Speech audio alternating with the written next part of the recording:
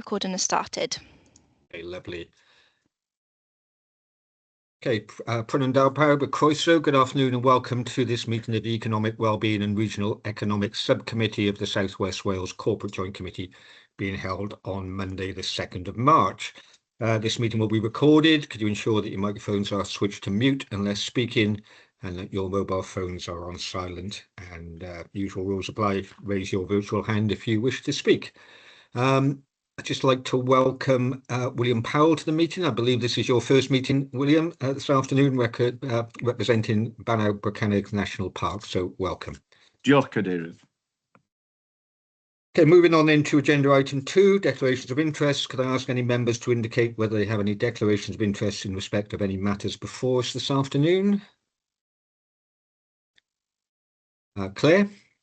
Thank you, Chair. I was just going to, for the record, declare an interest as a director of Pembrokeshire Lottery, which provides interest-free loans to businesses in Pembrokeshire. Thank you. Thank you very much, Claire. I've not yet to win that, but maybe one day.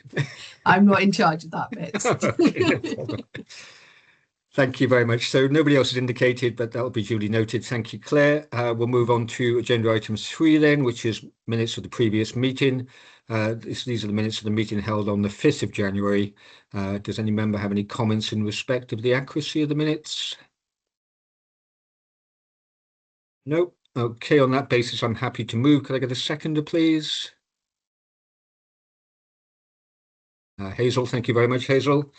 We can approve this by way of a show of hands if you can indicate whether you are in favour. Okay, those minutes have been approved, Chair. Okay, thank you very much, Chloe. So we'll move on then to the first substantive item, which is agenda item 4, Regional Investment Strategy. And this report can be found on pages 9 to 14 of your agenda pack. And members will note that the appendices have been published as supplements to the agenda, and they're the final versions of the strategy, the evidence base and the prospectus. And the purpose of this report is to provide members of the subcommittee with the final draft of the South West Wales Investment Strategy and prospectus for endorsement ahead of seeking approval from the South West Wales Corporate Joint Committee. So I'll hand over to Helen, please, to introduce the report. And I also understand we have a short presentation from Amion Consulting as well. So over to you, Helen. Thank you. Thank you, Chair. Yeah, this is the beginning of the final part of the journey for the strategy and prospectus. We started back in October, where we commissioned Amion to do the work. We've produced a draft prospectus for the Welsh Investment Summit in December, and since December we have been refining the prospectus and also defining the strategy, the regional investment strategy for the South West. So both will be launched in UK REIF in mid-May, hopefully, if the subcommittee and the CJC endorse the document. And I'd just like to hand over now to John from Amion. John has been our project or programme director since we commenced back in October. And we've worked as a region and as officers, we've worked very, very closely with John and his team. And I wish to thank John and his team for all the work they've put into this. Just out of interest as well, most probably through the whole process, through the workshops, the webinars, the consultation with the Private Sector Advisory Board, we've most probably consulted with over 200 people in the region. So and my thanks again to John for undertaking all of that consultation work. So John, over to you. I can't see you, John, but I guess you're there. I am there. Can you hear me? Yes. Yes. Thanks, Helen. Thank you, Chair.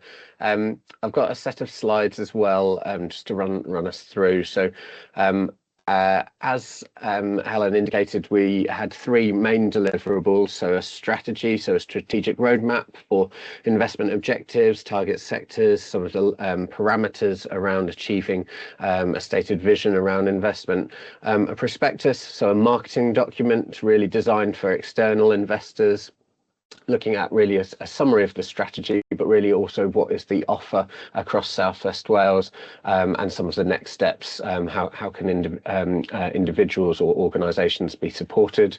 There's also an evidence base which supports both of those documents, but could also support future strategic activity and funding bids. And the last element is also an internal note for officers, just outlining next steps for the strategy, communications and alignment of funding, the kind of information that is sort of useful to for some of those next steps. In terms of the documents themselves, I imagine it's only just images that may change between now and any sort of launch. Just thinking about how some of those images sort of respond to individual investors, but also so it ties into the wider UK REEF package that is being developed as well. As Helen outlined, our engagement has been deep and expansive. We had 2 in-person workshops which had 45 people attending. We had over 70 people attending 2 webinars that we ran on the strategy and the prospectus. We've undertaken over 30 one-to-one interviews with different organisations and different individuals to get their views on how the strategy can be shaped. And we've got a vision, a series of strategic missions which align with the REDP, but also a good rationale as to why now. And we did a call for projects which had received 45 pipeline projects that came forward, which outline over 6 billion worth of investment opportunities. All of those projects have a strong alignment with economic strategies for the UK and Welsh Government as well. In terms of that pipeline then, the projects range a wide variety of potential investment opportunities, including regeneration, energy, digital infrastructure, transport connectivity, as well as skills and supply chain programmes. Given the breadth of projects that came forward, it also makes sense for them to be aligned with some of the other work streams across the CJC. So, for example, projects that may come through with a real skills element need to be considered within the wider package of the regional skills partnership. So there's a filtering process that projects, the call for projects needs to go through. This is flexible though as well. So noting that we've identified a structured investment process.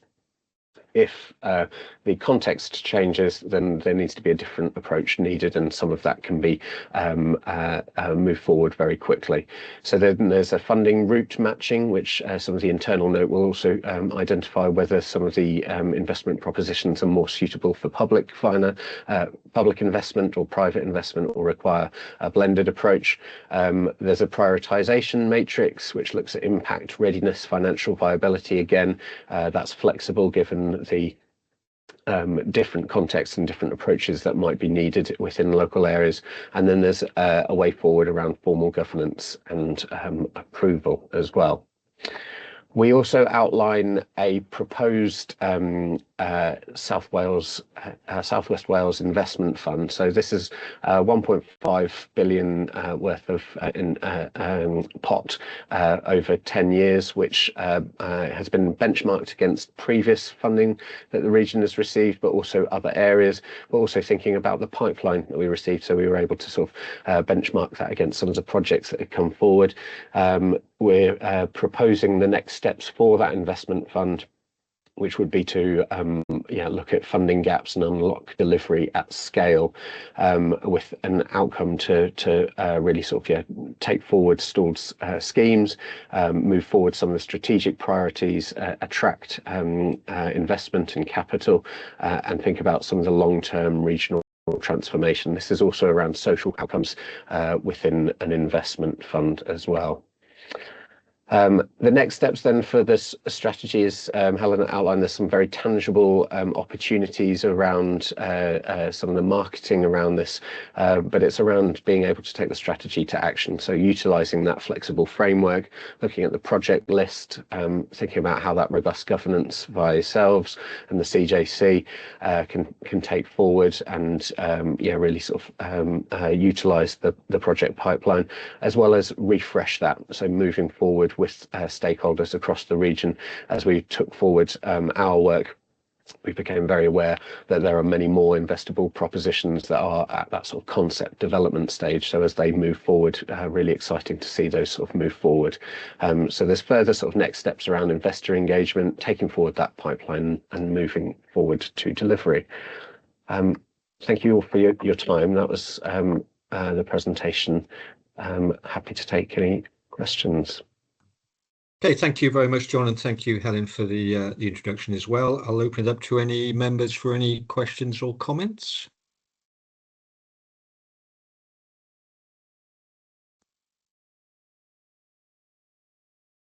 I don't see any at this stage. From my point of view, quite a lot of projects in the pipeline there, which is very, very positive. I suppose it's getting these from, as you said, towards the end, John, from inception, if you like, to delivery. I suppose that's the key, and how we move those on as a region. But some very exciting projects there, I would think, across the board, which is good to see. Yep. Okay. Okay. Well, if nobody's got any further comments, then we can move to the recommendation, which is that the subcommittee endorse the regional investment strategy, Appendix A, and investment prospectus, apologies, Appendix B for the region prior to being presented to the South West Wales Corporate Joint Committee for approval. I'm happy to move that recommendation. Could I get a seconder, please? Happy to second. Thank you very much, David. Nice to see you, by the way. Haven't seen you for a while. Lovely to see you. Okay, we'll put that to the vote then. If you can just show by way of a show of hands whether we're all in favour. All in favour. Just checking, Councillor Paul Miller is also in favour. Perfect. That's been approved, Chair, the recommendation. Thank you very much, members, and thank you, Chloe. We'll move on then to agenda item 5, UK Real Estate Investment and Infrastructure Forum. So this is the REIF. So this item can be found on pages 15 to 20 of the agenda. And the purpose of the report is to provide members with an overview of preparation underway ahead of UK REIF 2026. And again, I'll hand over to Helen to introduce this one. Thank you, Helen. Thank you, Diolch, Cadeirydd. Thank you, Chair. Yes, UK REIF is going to take place in Leeds between the 19th and 21st of May. As I mentioned in the previous item, this is an opportune moment to launch the investment strategy and have the prospectus with us ready for any opportunities that arise from any investors over these 3 days. This year is a bit different, whereby this year Welsh Government have brought the 4 regions together throughout Wales, and there is going to be a Welsh pavilion on site in Leeds in the UK REIF, and that will hold exhibition space and a space for the 4 regions over the 3 days. Welsh Government has been coordinating this now on a weekly basis with representations from all our authorities around the table as part of the arrangements. So you'll see on the second page, the kind of timetable for the 3 days. A lot of activity in day 1 and day 2, and you'll see that the day 1 has the launch of our investment strategy and prospectus. And then each region has a specific slot for their own sessions as they see is needed. There is also opportunity within the 3 days to meet with investors, and I think that at the moment there's about 900 kind of attendees on the website of UK REIF that we can arrange meetings with. So the price of this, the cost of exhibiting is 15,000 from each CJC. That's for the cost of the pavilion, and it has been proposed that the CJC in the Southwest will fund 3 attendees from each authority. Anything above that number, the individual authority will then foot the bill for. So that's really about it. We are very conscious of the value of these 3 days as officers. It's 4 days out of the office nearly, and so we are going to monitor the value of this to us as a region, and also the outputs. So we will be putting together a few outputs that we can measure the success of this event by for subsequent years. Okay, thank you, Chair. Thank you very much, Helen. I'll open it up to any questions or comments from members on this one. David. Yeah, I think this will be the 3rd year I've gone. I think the value of this is really, really well worthwhile. I think it's a shame the Welsh Government haven't been at the table for the last 2 years, but I think it's now we need to make the opportunity, make the most of that pavilion. And I totally endorse. Yeah, I understand looking for the value of that, but I think being at the table, there are huge opportunities at this conference, and the networking that goes on after it's exceptional. So to me, I think it's the right way forward, and I certainly would say, please make the most of it when we are there, because it is a fantastic opportunity, and the venue was very good as well. So yeah, definitely would endorse. Yeah, thank you very much for that, David. I would agree. You know, you've got to be at the table, haven't you? You've got to be promoting. And I suppose question for me, if I may, Helen, obviously if the 4 regions are now in the one tent, if you like, how do we ensure that the South West Wales region, you know, we are promoting ourselves as part of that big time, if you like? I'll park that there for the minute, maybe, and I'll bring in William. William. Thank you, Chair. I'd just like to endorse what Councillor David Hopkins said about the importance of being present and fully engaged in this kind of event. I mean, it sounds as though it could potentially be a really important occasion again this year. Because I'm kind of new to this and learning remit of particularly of the national park involvement here, would I be correct in assuming that national parks would need to self-fund on this, or is that something that that would be in some way included in any surplus allocation? I don't know whether the questions come up before, and it's first that this meeting is the first time that I've come across the opportunity in preparing for the papers, but just inquiring about that as well. Thank you very much. Okay, thank you very much, William. I'll let Helen respond to those points. Helen. Thank you. Councillor Pell, I'll take that question back actually to the organisers, because it'd be the same throughout Wales. So we'll take that back if that's okay. Thank you. And just coming back to your point, Chair, how we are represented over the 3 days. You'll see on the proposed programme that there are different sessions outlined, and the Southwest has an identified speaker, 1 if not 2, in each of the sessions. So we're well represented. No, that's very good to hear. Thanks, Helen. I wasn't being parochial. You know, obviously any investment No. is good, but you know, we've got to look after our own patch, haven't we, as best as we can, and push that forward. So brilliant. Thank you. Okay, so any further comments or questions on this item? Nope. Okay, so this is a report for noting. So again, or for information rather. So if we can just, by way of a show of hands, show we're in favour. That's looks like that's carried. That's noted, Chair. Thank you very much. Thank you. We'll move on then to agenda item 6, which is the Regional Economic Delivery Plan project pipeline. So the purpose of this report is to provide members of the subcommittee with an overview of the Regional Economic Delivery Plan project pipeline, and members will note the updated version of Appendix A, which is published as a supplementary paper and includes the major projects. So I'll hand over to Phil Holmes to introduce this one, I think. Phil. Yeah, thank you, Chair. So this is another report for information from Noting. And just to cast your minds back, the region produced the Regional Economic Delivery Plan back in 2022. That was in response to the COVID pandemic and the changes that we were seeing then. It served its purpose in those sort of early years, but last year we decided it was timely to do a review of it, if you like, a mid-term review.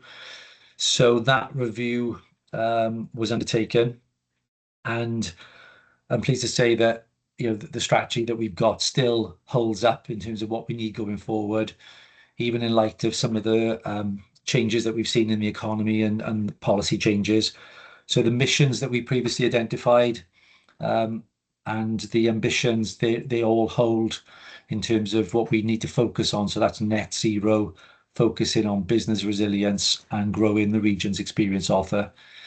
What we did note, though, through the review was that we perhaps needed to underpin some of that work with some additional narrative in terms of employment and skills and connectivity and sites and premises. So we did that. But what we've done as part of that process, as well as refresh the strategy, if you like, we've taken the opportunity to refresh the pipeline of projects that sit underneath that strategy. So the report that you've got today really just brings forward the second element of the review, if you like, which is a refreshed and streamlined project pipeline. And what it does really, I suppose, it sets out an updated portfolio position. So what you can see in the report that we've identified 9 regionally significant projects and 13 supporting regional programs, and taken as a whole, they really do provide the region with a clear investable pipeline for the future. What I would say about the pipeline, it's not something that we just produce and forget about. This is a live pipeline of projects and programs, and it's going to help the region, I think, in terms of how we respond to opportunities going forward, certainly shaping investment for the future. And one of the things you'll hear about on today's agenda in terms of UK and Welsh Government funding, it will very much support our thinking and our applications in that regard as well. So it is a live pipeline. It's presented for information. I think it's going to be very useful over the next few years. And what we'll do is we'll bring updates on the pipeline in terms of its status, maybe annual updates, but each of the projects and programs will in their own right move through the CJC process for approval. So at this stage, this is just for information, just to give a heads up really in terms of what the scale of the ambition is for the region in terms of this pipeline. Thank you, Chair. Okay, thank you very much for that, Phil. I'll open up to any questions or comments from any members. Just from my point of view, Phil, it's really good to see the projects and the supplementary programs coming through. I think that's excellent, and I do welcome the fact that it's a live project, live document, and that you'll be bringing regular updates back to this committee and also the CJC as well, because obviously we're all keen to see these projects move on and to be up to date with what's going on. I think it's very useful, so thank you for that confirmation. Claire, your hand went up, I think, and then back down. I'm on the pad because the laptop's not working. Yeah, the question was, John, around scale, because I'm conscious some of these work streams can be as big or as small, and some are more or less advanced. Do we have any figures on funding and scale of what size these projects we were looking for and where we might be looking to get the funding for some of these activities? Because I'm conscious we're talking about a number of funding pipelines throughout, so as we move forward, be useful to see what funding streams we're accessing to deliver this activity. Okay, thank you, Claire. I'll hand back to Phil on that one.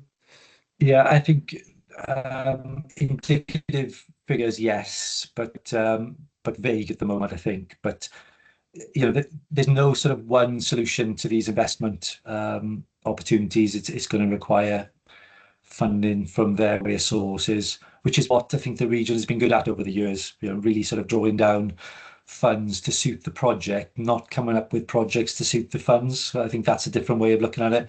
These are the things that I think we need to be doing to move the region forward.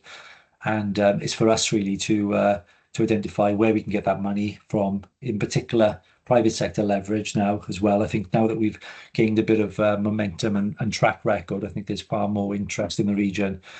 But we'll in future updates we'll include references to that as well to make sure you've got the whole picture.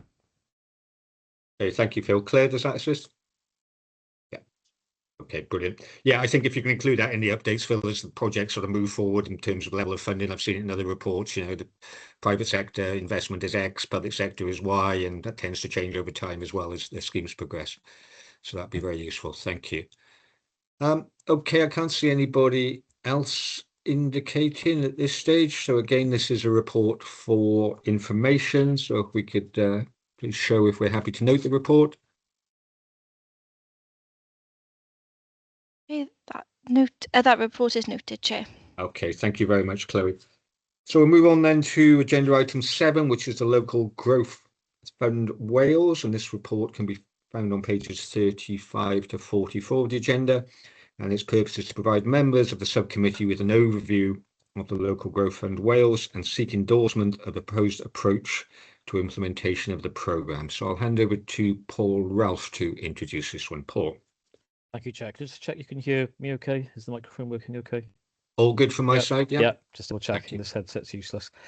So thanks for the time on this afternoon. This does actually segue neatly from what Phil has just outlined, in that one of the key funding sources, I guess, certainly for the next 3 financial years, will hopefully be this new local growth fund. Previously, Shared Prosperity Fund came direct from UK government to local governments, but this time it will go via the Welsh government in restoration of the correct process of devolution in that respect. But the intention still is to work on a regional basis in the way that SPF in Wales did. So there are 3 investment priorities for the new programme as it stands: more competitive business, local economic infrastructure, and skills and employability for growth. It's important that latter is directly connected to the previous 2. It's not and whereas SPF was a more general programme in that sense, this is a far more targeted economic growth approach. So any activities falling within it needs to be steered in that direction. So it starts April 26 and runs for 3 years. Welsh Government are very keen to work through the CJC governance structure, but initially willing to continue using the Shared Prosperity Fund architecture that we've deployed for the past 4 years successfully. And in that respect, we're advocating that Swansea Council retain the programme lead for administration of this new programme on the basis of the success of Shared Prosperity Fund in South West over the past 4 years. We're advocating as well to you that we do this for the whole 3 years of the programme. There is potentially scope to look at other ways of doing it in years 2 and 3, and possibly more national intervention. But I think we would suggest that, based on the strength of the strategic alignment in this region, the fact we've just refreshed the economic delivery plan, we have the project pipeline in outline that's a living document, and we have the track record of delivery on the key themes of the programme, business support and growth in particular.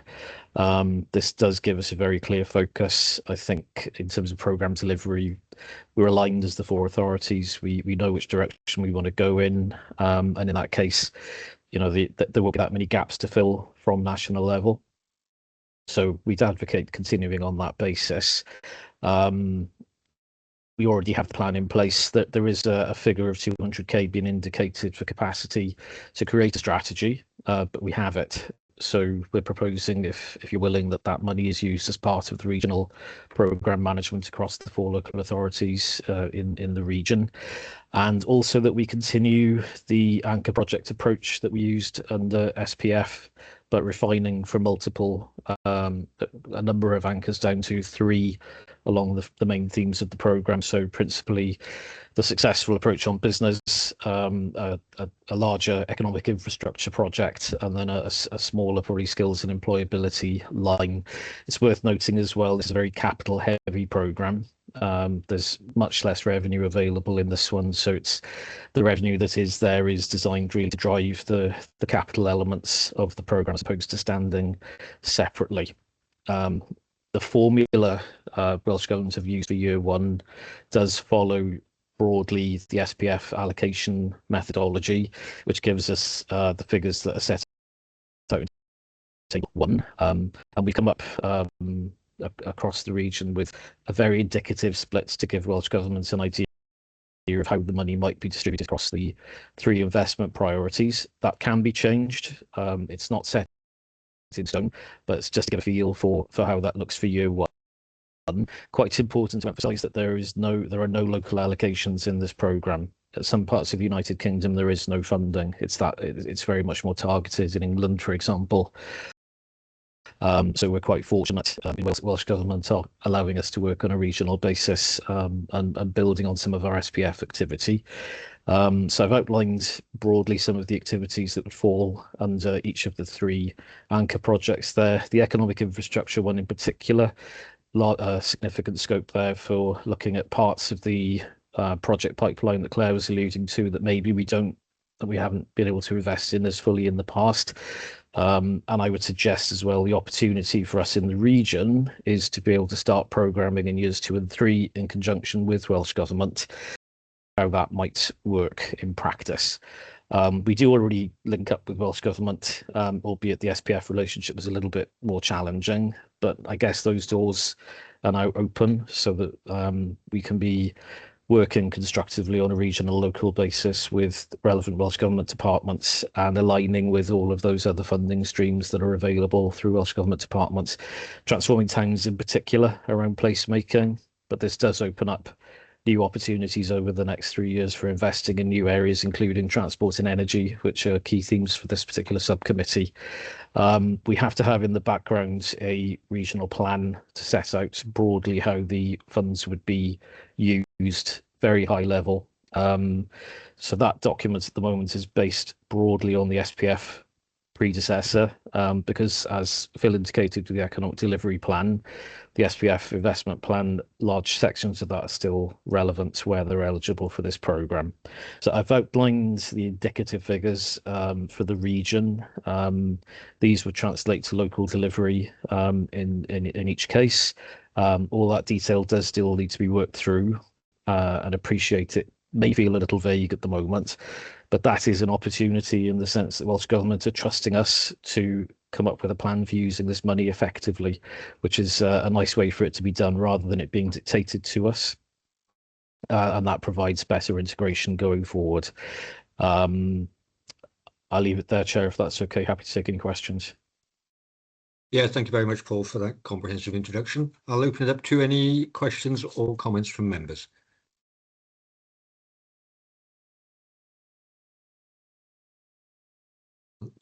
David. Yeah, I just want to put on record my thanks to Paul, particularly for the work they've done historically with the SPF funding across the region. I think it's made such a difference.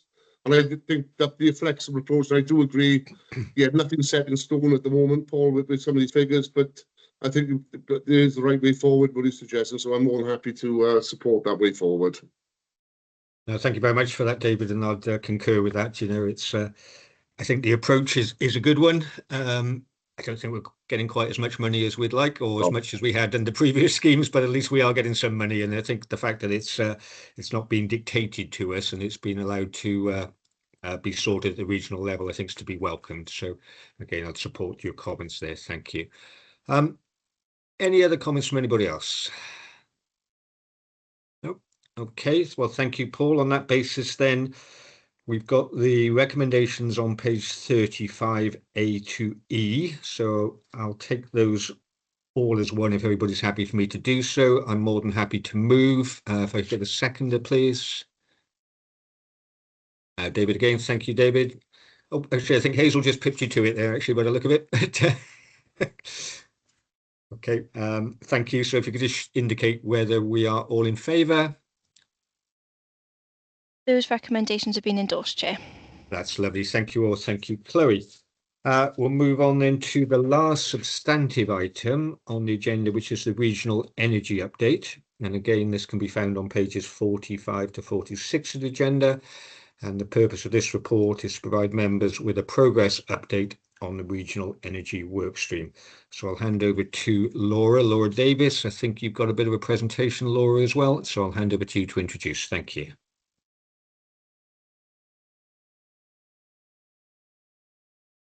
Oh, sorry, I'm not sure if Laura's here. Jeff?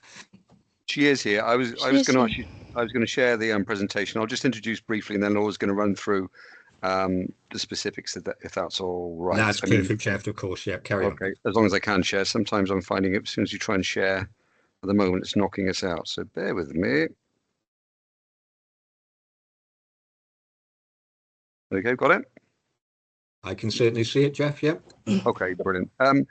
In common with a lot of the reports today, this is for information. And I think the other thing we keep on trying to find is where we sit within the CJC. And I think it's important for us to talk about some of the real potential investment opportunities we have here and how we can report sensibly to this group and how we can look to try and get some sort of wider support. In common with Jonathan's presentation earlier on, it's about from inception to delivery. And I think we're almost at that point where we could be bringing some quite chunky and meaty opportunities to this group. High level progress to date. End of last year, autumn last year, we had our sort of first workshop with energy and economic development officers. So again, it's finding the commonality between both strands. And there was lots of potential opportunities there and looking to try and prioritize some of those projects. And we want to try and sort of continue with that as a relatively regular event. I think there's a fair amount of opportunity for us to consider further. It then linked into, on that day, a launch of the LEAPs, a bit after the event, but First Minister came along, and that was an important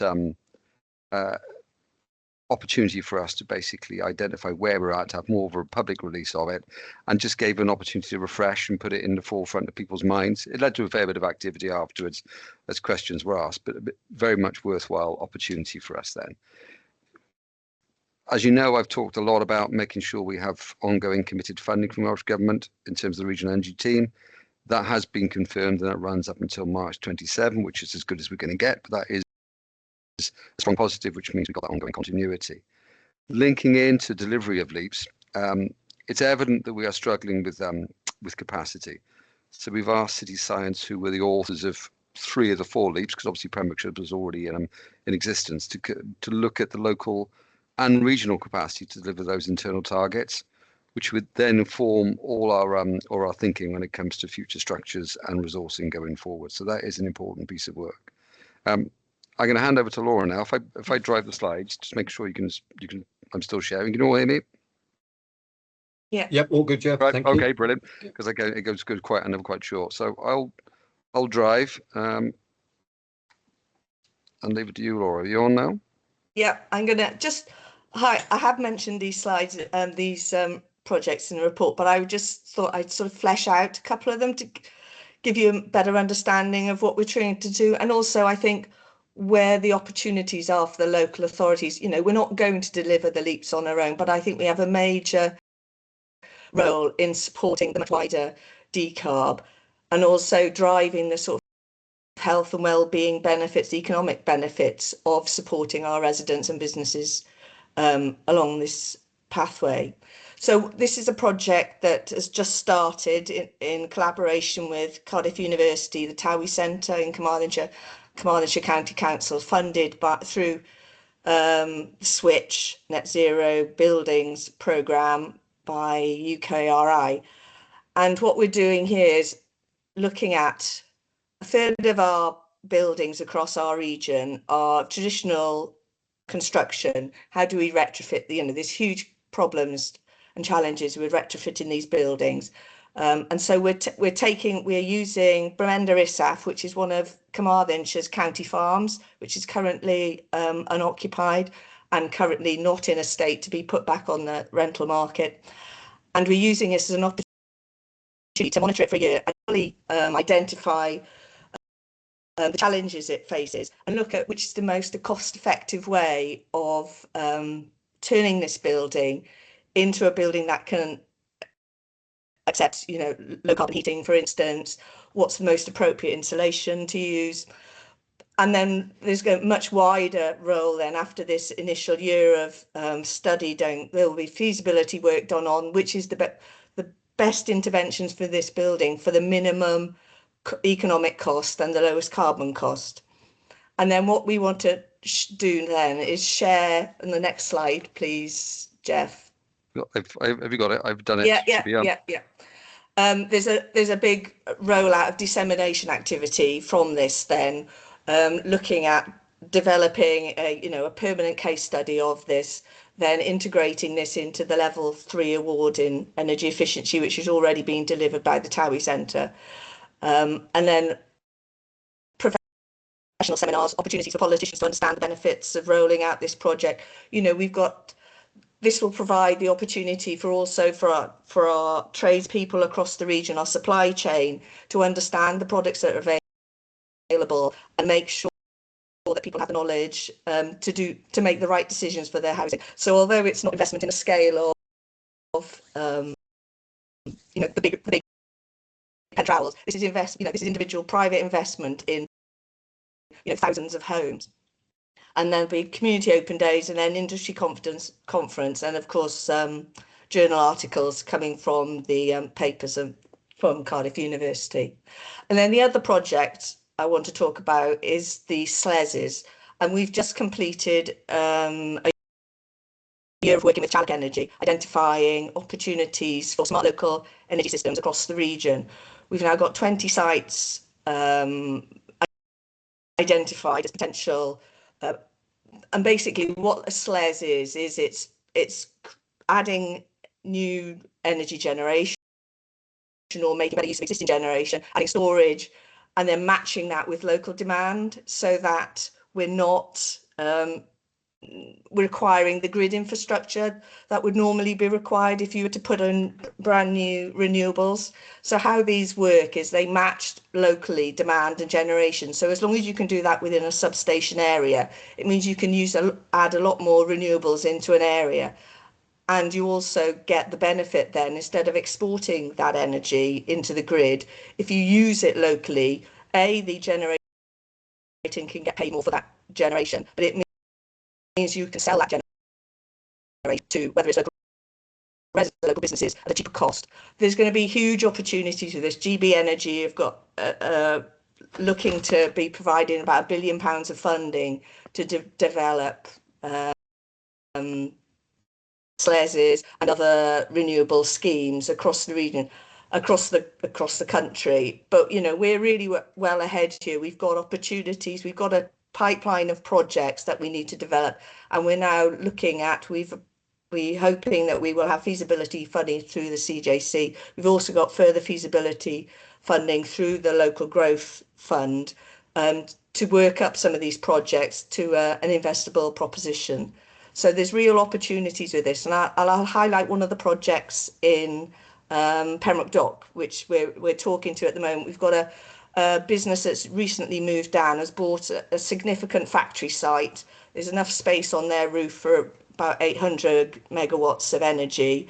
They have energy use profile. They will have an energy use profile which really matches well with solar, with a lot of significant energy use in the summer.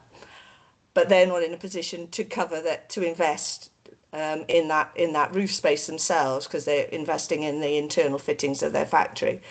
But they're happy for a community energy company to come in and install solar on the roof of that premises, and then be able to buy that energy cheaper from that community company. So that community energy company will then also generate a community benefit fund, which it could spend locally. But there's also other opportunities within that area, because there's about 3 schools within the area which is currently exporting their excess energy in the summer straight back to the grid for relatively low amounts of money. And there's opportunities for that also to come into this local smart grid and be spent and be used by local businesses and local residents. We've also got social housing right opposite the site, and there's opportunities there for using this as a springboard to then add battery and solar onto those properties as well, so that local residents also benefit from this scheme. And we've got, so far we've got we've got about 20 sites we've identified so far across the region, but there's you could look in any town or or large village, and there'll be opportunities to do that, to find those sort of opportunities to develop these schemes. So the next step, as I said, is the economic modelling to develop these sites further and to make the business case for them. Next slide. And then finally, those two sort of highlight really where we see as a team the local authority's role in LEAP delivery, and that's sort of demonstrating, leading and facilitating. And a lot of these SLESs, they take a lot of stakeholder engagement work, matching up people, getting businesses talking with community energy companies. We're really fortunate in our region. We've got some really, some of the most significant community energy groups in the whole of the UK, Amman Tawi, Comarion, they've been running energy generation, running retrofit schemes, running energy advice schemes, for decades now, and we're really fortunate. And I think there's a real opportunity for the local authorities to partner up with these groups who can also access another range of finance to deliver these schemes. And then, of course, you get all of the benefits then of the money generated by these schemes staying within communities and being used in the communities. So some of the other schemes that we're looking at, and which are obviously got also economic benefits, there's heat network opportunities. In England now, there's not virtually a large town which isn't considering developing heat networks as the opportunity to decarbonise, particularly congested city centres, particularly areas with conservation areas where you can't necessarily install lots of heat pumps. So we've also got fortunate, we've got mine water opportunities, which in particular Carmarthenshire are taking forward at the moment. So there's potential projects out of that. The Health Board in Swansea have got 2 sites where they want to deliver heat networks. But all of these things have sort of got to be tied in together. The other key role that we have is the energy and retrofit advice. We've set up a project.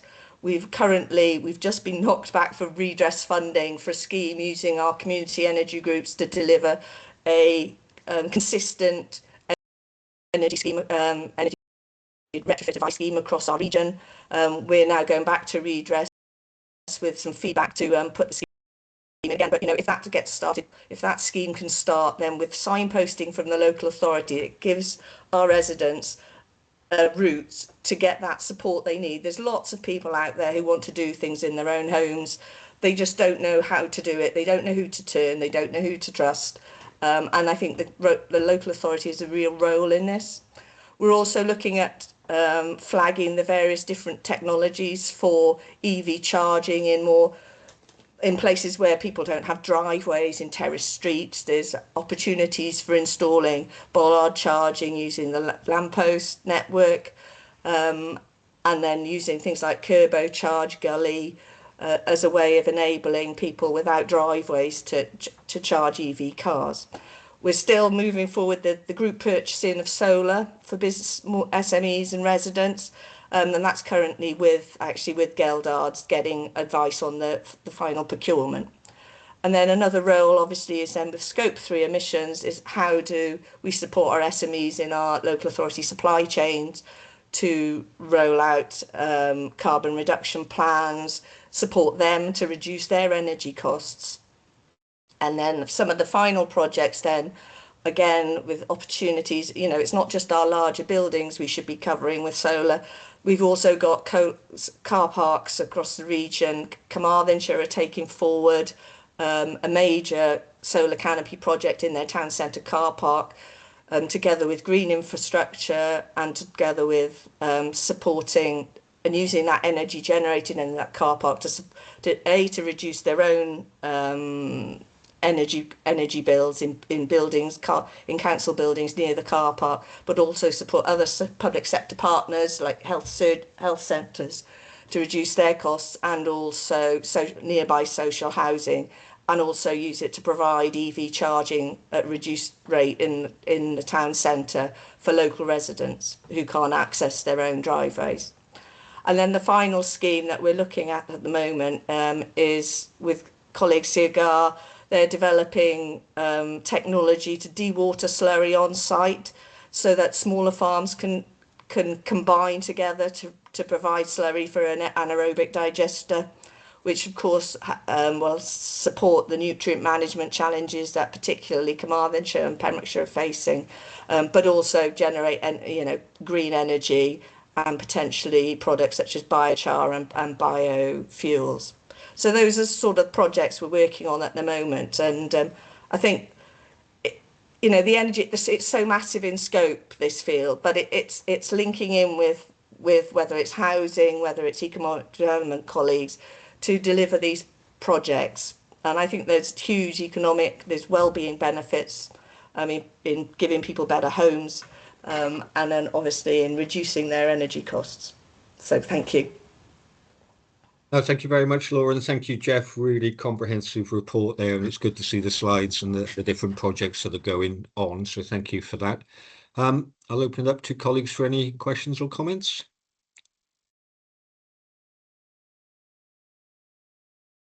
I'll kick off then, if I may, quickly. I thought sorry, Claire, you carry on first. I'll come in at the end. It's fine. Thank you, John. I was just going to ask Laura. I think this is, as you say, there's so much opportunity around this area. So it's almost like, where do you start, and what to start on first? One of the things I'm conscious of across being parochial across my areas, we've got some significant solar farms being planned on agricultural land. My concern, I suppose, is that the scale. So one is up to 400 acres of agricultural land. The scale of those projects will disenfranchise communities to renewables, particularly. So any observations on solar farms would be great. I'm also interested in the effective use of community benefit funds. So our community, we've got a solar farm already in situ we have a very generous arrangement with community benefits funds, but I don't think we're maximising the energy opportunities. So where could we be getting some advice from that would be really interesting.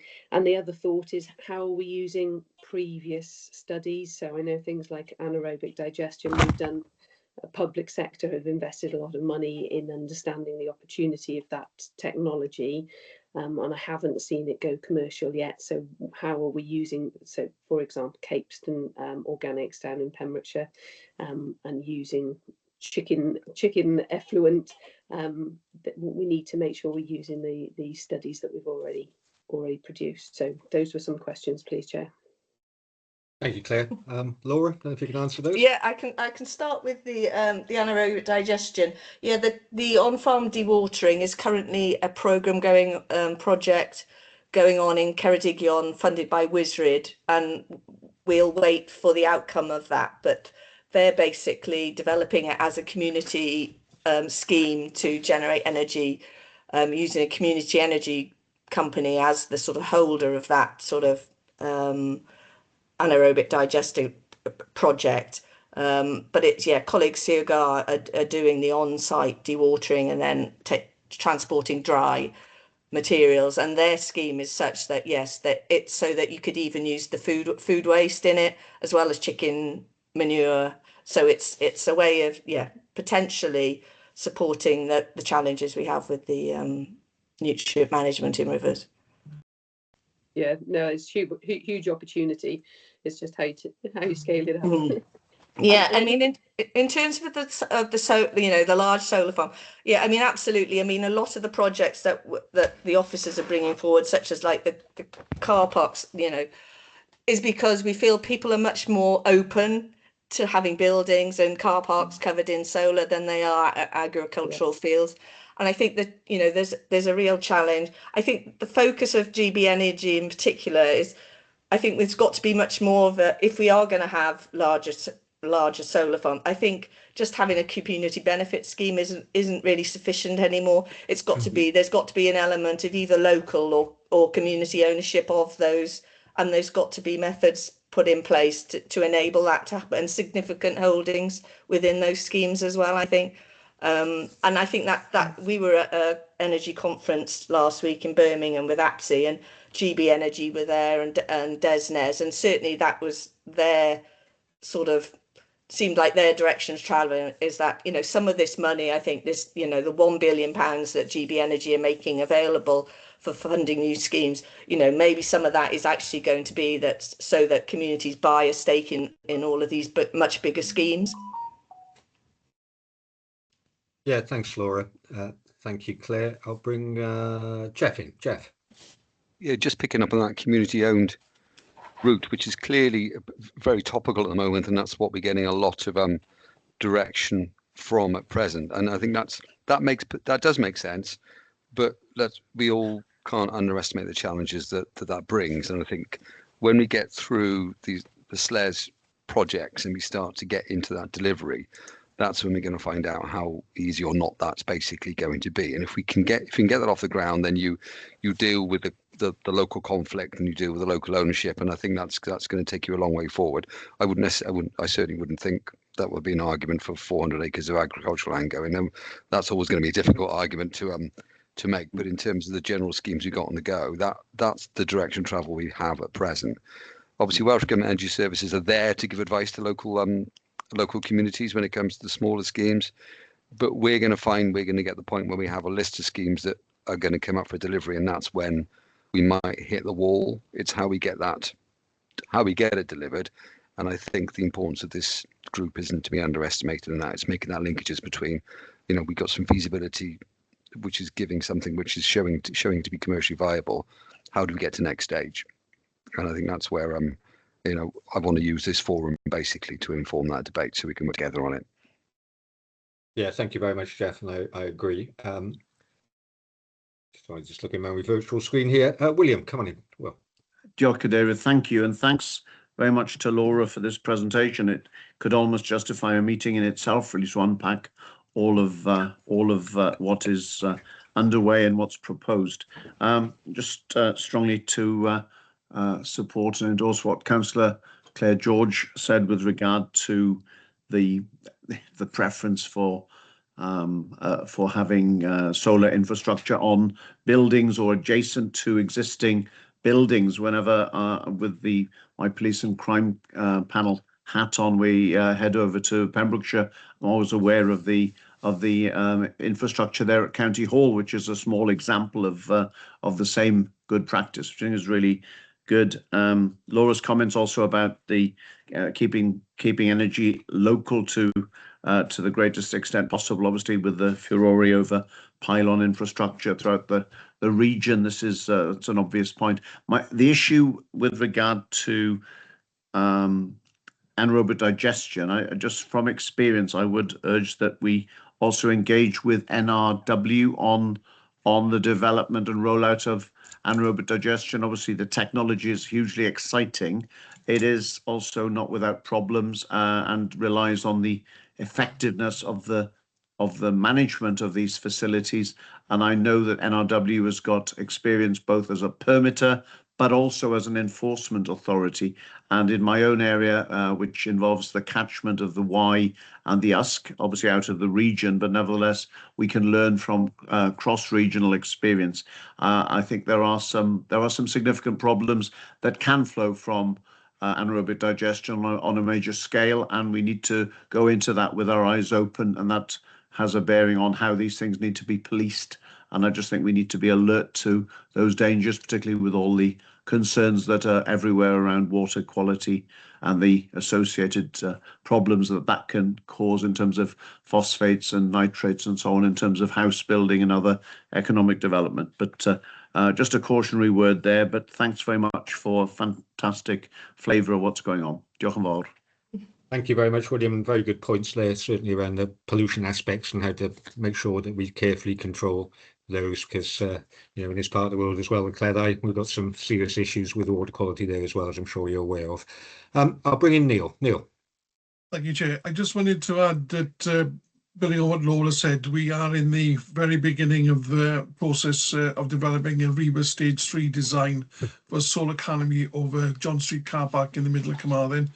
We had initially considered our county farms as potential sites and other bare land holdings, quickly discounted those. Obviously those are there for food production and have significant biodiversity value. So we very quickly discounted those, and then obviously, the potential in our town centres is very significant, not just for the energy generation, but water harvesting. and for me in particular, changing hearts and minds. I'm convinced that we need to do more to demonstrate how renewable energy can benefit everybody, no matter what part of the political spectrum you sit on. So that process is ongoing now.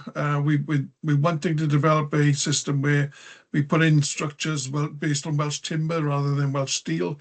We've had conversations with Wood Knowledge Wales, and they are adamant that Welsh Douglas fir from Welsh forests, properly treated, can be a very good and very durable structural material. We were given some funding by the WLGA to develop this design, and once we have developed it, we will absolutely share it with everybody. And touching one more final thing, touching upon the Energy Summit in Birmingham last week, which Laura mentioned, it was very interesting that at one point during that discussion, a lady from, I think it was the Northeast Net Zero Hub, based up around Newcastle, said that they also were planning on doing some work on solar car parks, but rather than doing one at a time, they were going to tender to do 1,000 at a time. So clearly they got very high ambitions up there. So can you imagine if we were able to do, kick off with one site in Carmarthen and roll it out from there, all the add-on benefits to the Welsh economy, Welsh sawmills, Welsh forests, and so on and so forth, and the very positive messages that could bring to our dilapidated town centres. Thank you. Indeed so, Neil. Thank you for that. Laura. Yeah, I just wanted to make a comment on what Jeff said about the challenges with community groups, which is true.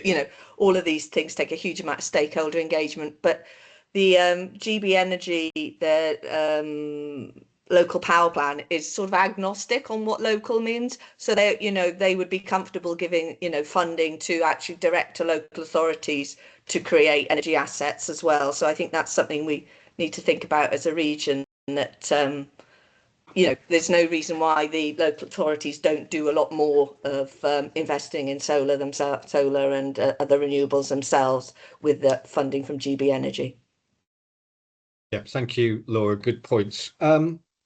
Yeah, just from my point of view, I thank you again for the presentation. The Lytha Guinness, I think it is, project there, the warm to wet, wet to warm rather, warm to wet is what happens in my house, wet to warm. Yeah, I mean, I think it's great. The housing stock primarily in Wales, as it primarily is pretty old. I mean, I live in not an ancient house, but it's over 125 years old. It's pretty chilly in the winter, nice and cool in the summer, but I'd rather have it warm in the winter. I suppose it's the affordability, isn't it? The ideas of sort of retrofitting for energy reduction or energy use reduction is great, but it's whether homeowners can actually afford to do it and what is the payback time. It's like I can spend 15 grand on solar panels on my roof, but it's going to take 15 years to pay it back. I'm not going to bother, even if I could afford it. So I think we need to sort of work on that, how it becomes more affordable, whether that's through grant aid or what have you. But the principles are absolutely great. EV charging on streets, I'm a great supporter of that. I know our houses in Pembrokeshire tend to kick back at it. I've not had any success in actually when people have approached me, or we can't do that, and so on and so forth. But I think that makes eminent sense, doesn't it, in terrace streets to get some form of electric vehicle charging points in there. But great presentation. Thank you both. I think that's excellent news and good to see all these projects moving on. So very conscious of time because we are programmed for an hour and we're 5 minutes over. This is a report for information. Again, if everybody's happy, can we just show that we're all in favour? Okay. That is noted, Chair. Okay, that's lovely. Thank you for that. Final item then, urgent items. I haven't been advised of any urgent items. Nope, there's no urgent items, Chair.